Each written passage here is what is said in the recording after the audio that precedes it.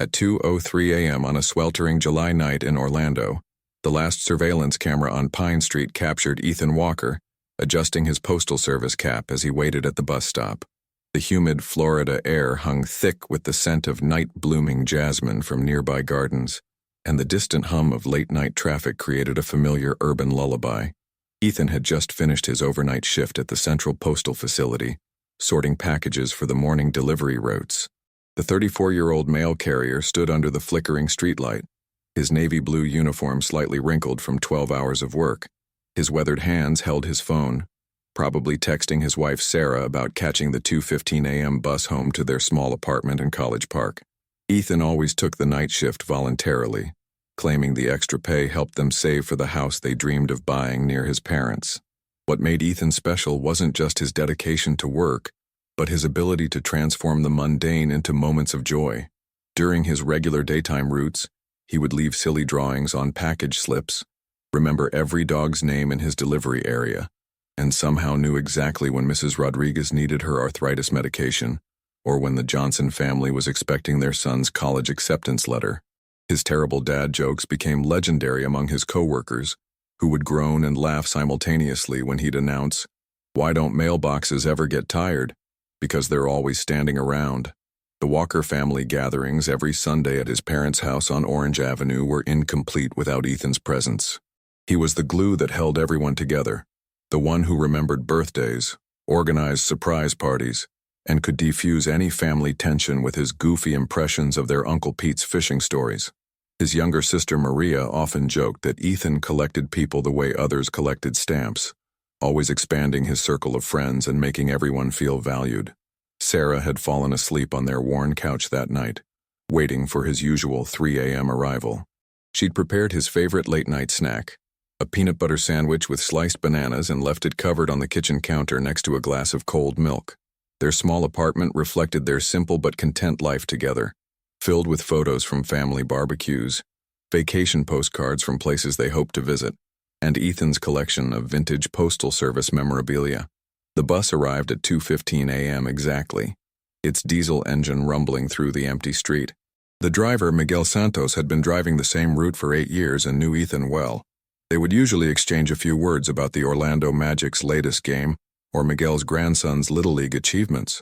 But that night, when the bus doors opened with their familiar hydraulic hiss, Ethan wasn't there. The security footage showed him checking his phone one last time at 2:03 a.m., then simply walking away from the bus stop toward the darker section of Pine Street, where the streetlights had been broken for weeks. His figure disappeared into the shadows between two abandoned storefronts, and that was the last anyone saw of Ethan Walker. Sarah woke up at 6 a.m. to find Ethan's side of the bed untouched and his sandwich still waiting on the counter. Her first instinct was to call his supervisor at the postal facility, thinking maybe he'd picked up an extra shift. But when she learned he'd clocked out at 1:45 a.m. as usual, a cold dread settled in her stomach like swallowed ice. The Orlando Police Department initially treated it as a routine missing person case. Officer Janet Martinez, a veteran with tired eyes, took Sarah's statement in the sterile fluorescent lighting of the precinct. "Sometimes people just need space," she said gently, not knowing that Ethan was the type of man who called Sarah if he was going to be 10 minutes late from the grocery store. Within hours, the Walker family mobilized like a well-organized army. Ethan's father, Robert, a retired construction foreman with calloused hands and a voice that could command a job site, coordinated search teams throughout Orlando's sprawling neighborhoods.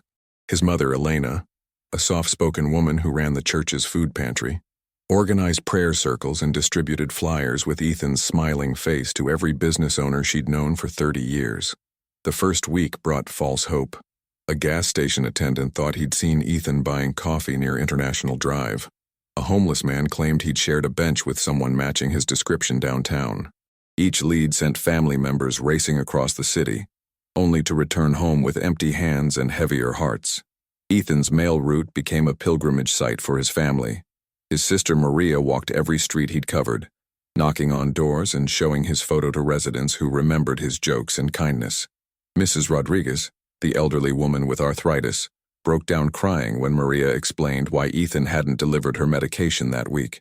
"He always asked about my granddaughter's piano recitals," she whispered, clutching the flyer with shaking hands. The Postal Service assigned a temporary carrier to Ethan's route, but the customers noticed the difference immediately. No silly drawings on delivery slips, no remembered conversations about family milestones, no terrible jokes that somehow brightened their mundane Tuesday afternoons. The Johnson family still waited by their mailbox each day, hoping to see Ethan's familiar figure walking up their driveway with his characteristic whistle. As July melted into August, the oppressive Florida heat seemed to mirror the family's growing desperation. Sarah stopped eating regularly, surviving on coffee and the kindness of neighbors who brought casseroles she couldn't taste. She'd sit in their apartment, surrounded by Ethan's belongings, wondering if she should wash his work uniforms or leave them exactly as he'd left them. The Sunday family gatherings continued, but Ethan's empty chair at the dinner table became a silent monument to his absence. His cousin Tommy tried to fill the void with his own jokes, but they fell flat without Ethan's infectious laughter to encourage them. Uncle Pete stopped telling his fishing stories altogether, claiming they weren't worth telling without Ethan's dramatic reenactments. 3 months passed. The police investigation stalled, filed away with hundreds of other cold cases. The missing person flyers began to fade and peel from telephone poles and storefront windows. Life in Orlando continued its relentless pace, but for the Walker family, time had stopped at 2:03 a.m. on that July night. Sarah returned to her job at the local library, moving through her days like a ghost among the book stacks. Patrons would sometimes ask about Ethan, and she'd smile politely while her heart cracked a little more each time. She kept his Postal Service cap on their bedroom dresser, next to a photo of them laughing at his brother's wedding when life still made sense. 4 days after Ethan's disappearance, on a scorching Thursday morning when the Florida sun turned Orlando's pavement into a furnace, a maintenance worker named Carlos Mendez was pressure washing the bronze statue of Walt Disney in Lake Eola Park. The statue, a beloved landmark where families often posed for photos, had been vandalized with graffiti the night before. As Carlos directed the high-pressure water at the base of the statue, something blue caught his eye wedged between the bronze folds of Disney's coat. He shut off the machine and carefully extracted what appeared to be a Postal Service cap. Its navy fabric faded but still recognizable. The name E. Walker was stitched in small letters inside the band. The discovery sent shockwaves through the Walker family and the Orlando Police Department. Detective Ray Morrison, who had taken over the case, examined the cap with forensic specialists. There were no signs of struggle, no blood, no obvious clues beyond its mysterious placement on one of Orlando's most visible landmarks. The statue stood in the heart of downtown, miles from where Ethan had last been seen, in an area monitored by multiple security cameras. Sarah held the cap in her trembling hands at the police station, breathing in the faint scent of Ethan's cologne that still lingered in the fabric. "He never went anywhere without this cap," she whispered to Detective Morrison. He said it made him feel official, like a real Postal Service professional. The cap had been a gift from his father when Ethan first got the job, a symbol of pride in honest work and community service. The media attention intensified. Local news stations ran stories about the mysterious placement of the cap, turning Ethan's disappearance into Orlando's most puzzling missing person case. Theories proliferated on social media and neighborhood forums. Some suggested it was a message, others believed it indicated foul play, and a few thought Ethan had placed it there himself as some kind of signal. Robert Walker organized search parties around Lake Eola Park, convinced his son might be somewhere nearby. Volunteers combed through the surrounding downtown area, checking every alley, parking garage, and abandoned building. Elena lit candles at St. James Cathedral, praying for guidance and strength while clutching her rosary with white knuckles. The statue became an unofficial shrine. People left flowers, notes, and small Postal Service memorabilia at its base. Ethan's co-workers from the postal facility took turns visiting during their lunch breaks, sharing stories about his kindness and humor with anyone who would listen. A local florist, remembering how Ethan always complimented her window displays during his deliveries, brought fresh bouquets every few days. Weeks turned into months, and the cap's discovery remained the only tangible clue in Ethan's disappearance. Sarah visited the statue regularly, sitting on a nearby bench and watching families take photos where her husband's cap had been found. She wondered if he had been there, if he had seen those same families, if he had been trying to send her a message she couldn't understand. The investigation expanded to include surveillance footage from downtown businesses, But the cameras around Lake Eola Park had been malfunctioning for several days before the cap's discovery. It was as if someone had known exactly when and where to place it without being detected. Detective Morrison interviewed dozens of people who frequented the park, but no one remembered seeing anything unusual. As autumn arrived in Orlando, bringing slightly cooler temperatures and the promise of the tourist season, the Walker family had learned to live with uncertainty. The cap sat in an evidence bag, a silent witness to a mystery that seemed designed to torment them with questions that had no answers. Sarah kept a photo of it on her phone, studying it during quiet moments at work, searching for clues that weren't there. The Postal Service officially declared Ethan's position vacant after 6 months, but his supervisor kept his locker untouched, hoping for his eventual return. His mail route was permanently reassigned, though customers still asked the new carrier about Ethan, keeping his memory alive in the neighborhoods he had served with such dedication and joy. 18 months after Ethan's disappearance, Sarah had learned to navigate life in a world that felt permanently off balance. She had returned to a semblance of routine, working at the Orlando Public Library and attending family dinners where conversations carefully avoided the empty chair that still remained at the table. The sharp edges of grief had worn smooth, replaced by a dull ache that had become as familiar as breathing. On a humid February afternoon, Sarah was organizing a book donation drive at the library when her colleague mentioned a new community outreach program. "There's this amazing volunteer at the homeless shelter downtown," Jennifer said, sorting through boxes of donated novels. "He's been helping people write letters to reconnect with their families. The staff says he has this incredible way of making everyone laugh, even in the darkest situations." Something in Jennifer's description made Sarah's heart skip, but she pushed the feeling away. She had learned not to chase shadows or read meaning into coincidences. Too many false hopes had left her emotionally exhausted. 3 weeks later, Sarah volunteered to deliver a collection of donated books to the Compassion House shelter on Orange Avenue. The facility, housed in a converted warehouse, buzzed with quiet activity as residents and volunteers worked together preparing the evening meal. The air smelled of industrial disinfectant mixed with the comforting aroma of homemade soup. As Sarah wheeled a cart of books through the main hall, she heard a familiar sound that stopped her in her tracks. Laughter. Not just any laughter, but the specific rhythm of someone telling a terrible joke followed by groans and reluctant chuckles. Her hands froze on the cart handle as her heart began to race. "Why don't homeless shelters ever get lost?" came a voice from the recreation area. "Because they always know where home is." Sarah's legs nearly gave out. She knew that voice, knew that particular brand of awful humor that somehow always managed to make people smile despite themselves. Moving like someone in a dream, she walked toward the sound, her footsteps silent on the worn linoleum floor. In the corner of the recreation room, a man with longer hair and a beard sat surrounded by a small group of shelter residents. He wore simple clothes, a faded t-shirt and jeans that had seen better days, but his posture and gestures were unmistakably familiar. When he turned to reach for a piece of paper, Sarah saw his profile and felt the world tilt on its axis. It was Ethan. He looked thinner, weathered by months of uncertainty and hardship, but it was undeniably her husband. The man she had mourned, searched for, and dreamed about was sitting 20 feet away, helping an elderly woman write a letter to her estranged daughter. Sarah stood frozen in the doorway, her mind struggling to process what she was seeing. Part of her wanted to run to him, to throw her arms around him and demand explanations. Another part wanted to turn and leave, to preserve the careful emotional equilibrium she had built over 18 months of learning to live without him. Ethan looked up from the letter he was helping write, and their eyes met across the room. The color drained from his face as recognition dawned. For a moment that felt like an eternity. They simply stared at each other, two people separated by an impossible gulf of time, pain, and unanswered questions. The elderly woman he had been helping noticed his distraction and followed his gaze to Sarah. "Do you know her, honey?" she asked gently, her weathered hand touching his arm with maternal concern. Ethan's mouth opened as if to speak, but no words came. Sarah saw tears forming in his eyes, the same brown eyes that had looked at her with love and laughter for 7 years of marriage. But now they held something else: shame, fear, and a deep sadness that seemed to have settled into his bones. Without a word, Sarah turned and walked away.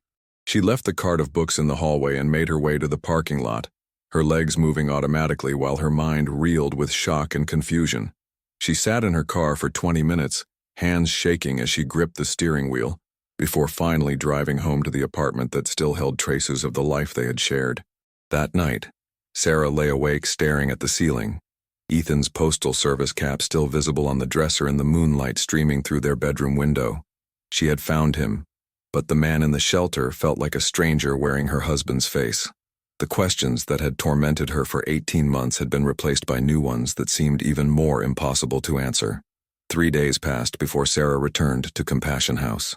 She found Ethan in the small garden behind the shelter, tending to tomato plants in the late afternoon sun. His hands, once soft from sorting mail, were now calloused from months of manual labor and volunteer work. He looked up when her shadow fell across the vegetable patch, and this time he didn't look away. "I knew you'd come back," he said quietly, his voice rougher than she remembered. "You always were braver than me." Sarah sat on a weathered wooden bench nearby, maintaining distance but close enough to see the lines that worry and guilt had etched around his eyes. "The whole city looked for you, Ethan. Your family. They're still looking." Ethan's hands stilled on the tomato vines. "I know. I've seen the missing person flyers. I've watched my father organize search parties from across the street. I've seen you visiting the statue where I left my cap." His voice broke slightly. "I never meant for it to go on this long." The story came out slowly, like water from a cracked dam. 18 months earlier, Ethan had been struggling with gambling debts that had spiraled beyond his control. What started as occasional lottery tickets had escalated to online poker, sports betting, and eventually borrowing money from dangerous people who didn't accept excuses or payment plans. "I owed $40,000 to people who made it clear what would happen if I didn't pay," Ethan explained, his eyes fixed on the soil. "They knew where we lived, where you worked, where my parents went to church. They said they'd hurt you, hurt my family, to get to me." The night he disappeared, Ethan had received a final ultimatum: pay within 24 hours or watch everyone he loved suffer the consequences. In a moment of panic and desperation, he had made a choice that seemed like the only way to protect his family.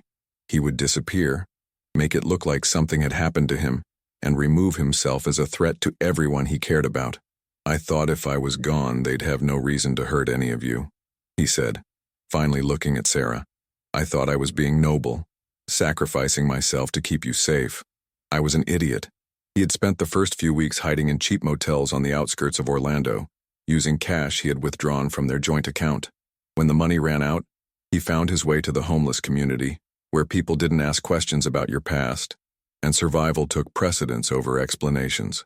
"The people at the shelter, they saved me in ways I didn't expect," Ethan continued. "Not just with food and a place to sleep, but by showing me what real problems look like. I met people who had lost everything through no fault of their own, and I realized what a selfish coward I'd been." The cap on the statue had been his attempt at a message, a way to let his family know he was alive without revealing his location. He had hoped it would bring them some peace, not knowing it would intensify their search and add to their pain.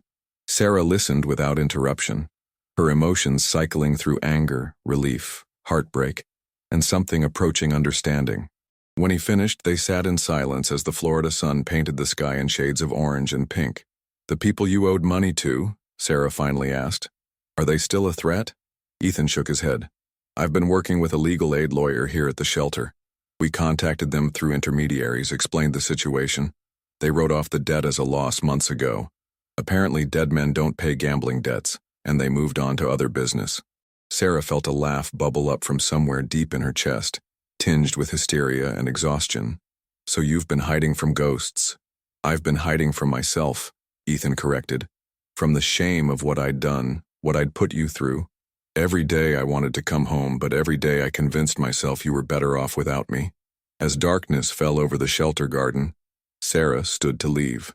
Ethan remained seated, understanding that this conversation was an ending, not a beginning. "Your family needs to know you're alive," Sarah said. "Your mother lights candles for you every Sunday. Your father has aged 10 years in 18 months. Ethan nodded, tears streaming down his face. "I know. I'll call them tomorrow." Sarah walked toward the gate, then turned back one final time. "I love the man I married, Ethan. But that man would never have put his family through this kind of pain to solve his own problems. I hope you find him again someday." 6 months later, Sarah received divorce papers in the mail, signed by Ethan and processed through legal aid. Enclosed was a letter explaining that he had reconnected with his family, was working to rebuild those relationships, and understood that some bridges, once burned, couldn't be rebuilt. The Walker family. Sunday dinners resumed with Ethan's presence, though the dynamics had shifted permanently. Trust, once broken, required time and consistent action to repair. Ethan continued working at the shelter, using his experience to help others facing impossible choices, learning that redemption was a daily practice rather than a single moment of decision. Sarah kept his postal service cap in a box in her closet, a reminder that love alone wasn't always enough to save someone from themselves. She had found her husband, but in doing so, she had also found the strength to let him go.